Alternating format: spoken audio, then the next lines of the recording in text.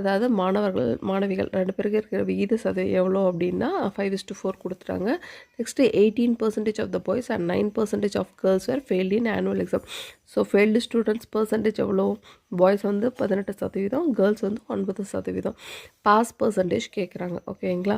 தேர்ச்சி பெற்ற மாணவிகளின் சதவீதம் என்னன்னு கேட்குறாங்க. 5 ஆப்ஷனில் ஆப்ஷன் ஏ 86%.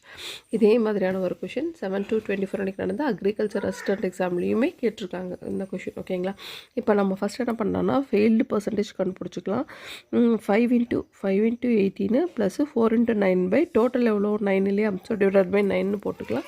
ஸோ மேலே இருக்கிறதுல ரெண்டுத்துலேயுமே காமனாக என்ன கொண்டு வரலாம்னா 9 கொண்டு வரலாம். ஏன்னா 18 எப்படி எழுதலாம்? 9 × 2 எழுதிக்கலாம். இதை வந்து அப்படியே 9 அப்படியே வெளியே எடுத்துக்கலாம். ஸோ 5 × 2 + 4. ஸோ 9 கேன்சல் பண்ணிட்டோன்னா 10 + 4 14. ஸோ ஃபெயில் ஆனவங்க 14% அப்படின்னா பாஸ் பர்சன்டேஜ் என்ன? 100ல் 14 கழிச்சிட்டோம்னா 86%. நம்மளோட ஆப்ஷன் ஏ. தேங்க்யூ.